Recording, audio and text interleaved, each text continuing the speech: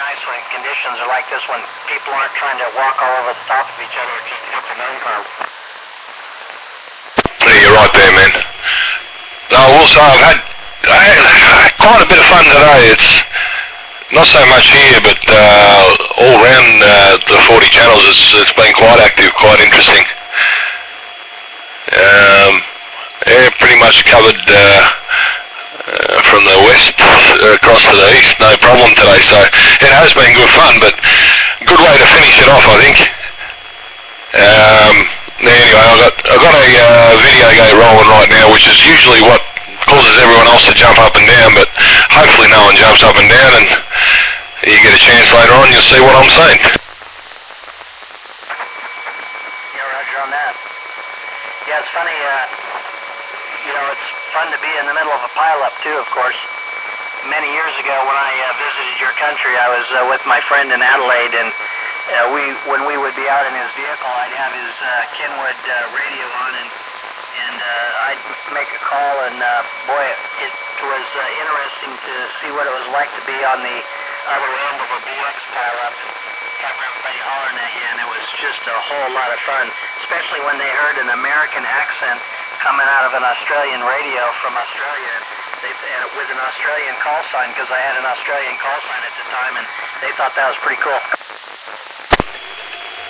Yeah, no, but like you said, but being on that end of a pile-up, I kind of experienced it one time.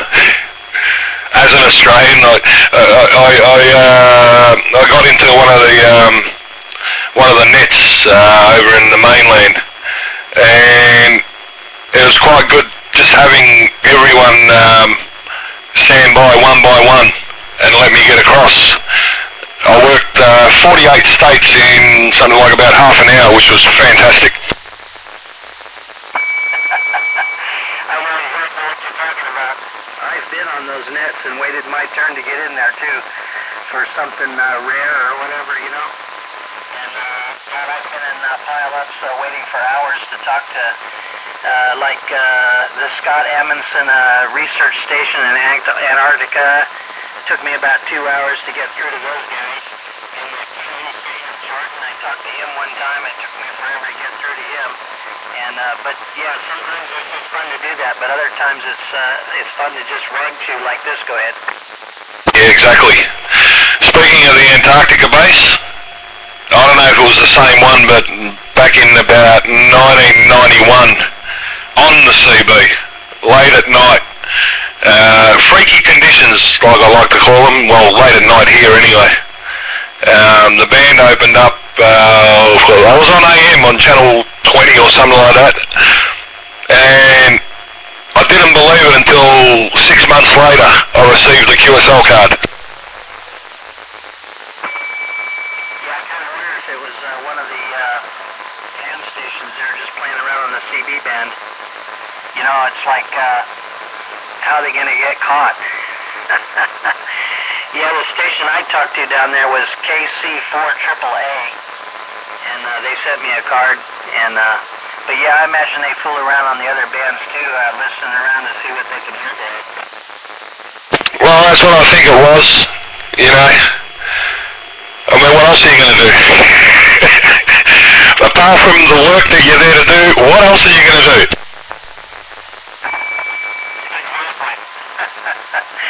You can only stare at so much ice, I guess, and stare at your buddies for so long, and stare at the inside of an igloo or a research box for so long.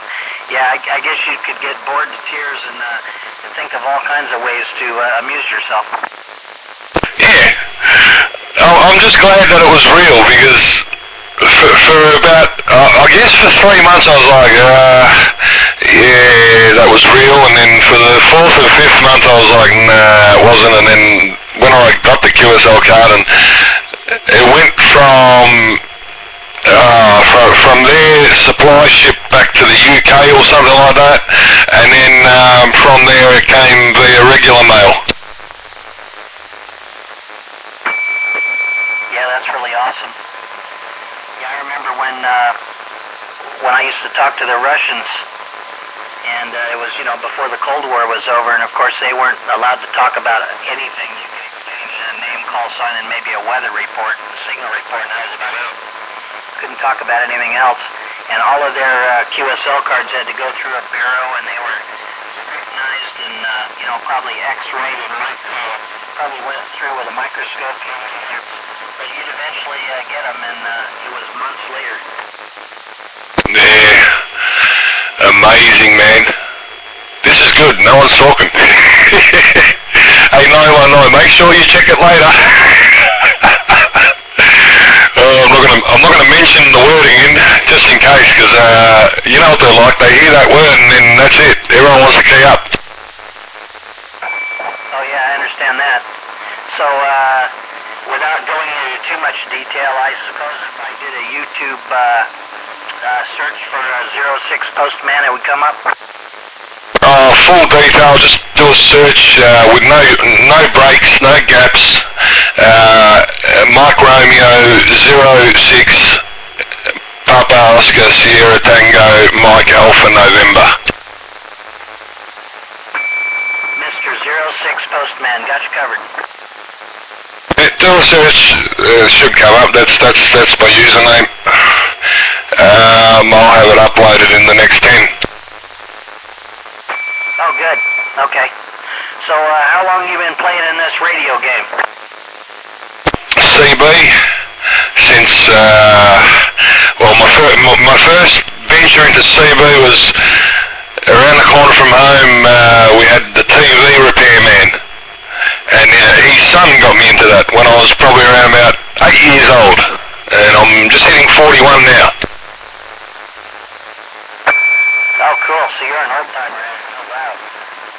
Yeah, I started playing around a little bit when I was a kid with a shortwave set and whatnot.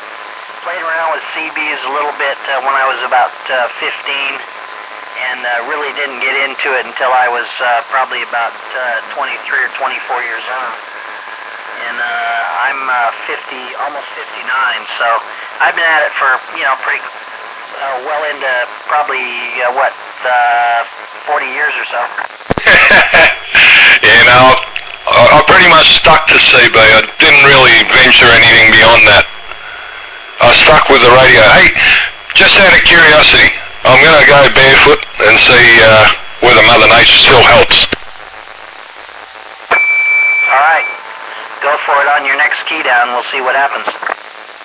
Oh, well, that's 18 watts right there. Well, that's barefoot for this radio. 18 PEP watts on this Cobra 2 grand. Alright, well, just for curiosity, I cut it back. I'm running a little bit more than that, but how copy? Yeah, well, audio still Q5, the noise level's 0, so 1 swinging up to about a 3. Alright, I'm going to try it just slower there and see if you can still copy me there, 06 Postman 919. Yeah, still good there, 919. I still got it running, so you'll see for yourself there, Roger. That's about probably 25 watts, maybe 30 on the peaks. That's not too shabby, huh? Well, right now, that's Mother Nature helping at her best. That's still hovering around about a 2, swinging up to just under a 3. Yeah, and it'd be real easy for anybody to come take me out at the moment, I'm sure. But I got 5 elements pointed at you, too, so that helps, too.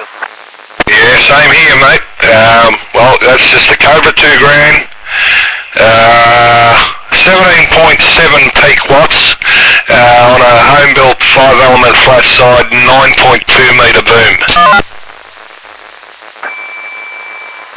my antenna's about 13 meters high, and I'm at 2 feet below sea level here, so I got quite a water table, and it makes a big difference for me here. Go ahead. Okay, well, that just shot my height out of the water. My antenna's sitting at around about 6 metres, 6.5 metres off the ground, but my elevation where I am is 1,700 feet.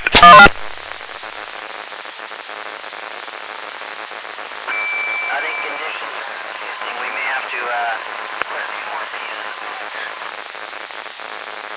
Okay, I'll just increase it by 1,000%. Alright, I added a few more peas in there too, if that helps. Oh, I still had you fine, no worries there, 919, yeah. My antenna's sitting about 6.5 metres off the ground.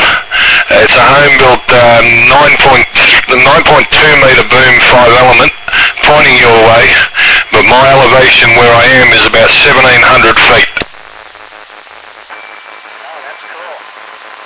Yeah, we're retiring to Tennessee next year, and my place there is at about 900 feet elevation. And then, of course, I'll have my antenna up about 60 feet, about 20 meters off the ground. I think I'll do okay. Well, I spoke to someone, well, today, yeah, and Mother Nature was in favour over in Nashville, so, I'm in a pretty good spot, the top of the hill, just in the outskirts of Melbourne, and across to the northeast, there's a good 100 kilometres before I hit anything higher. Oh, Roger. Are you, north, south, east, or west? On to the northeast. So that would be, towards, Canberra? Yeah, but I'm just on the outskirts of Melbourne. I'm within 60, 70 kilometres. Okay, very good.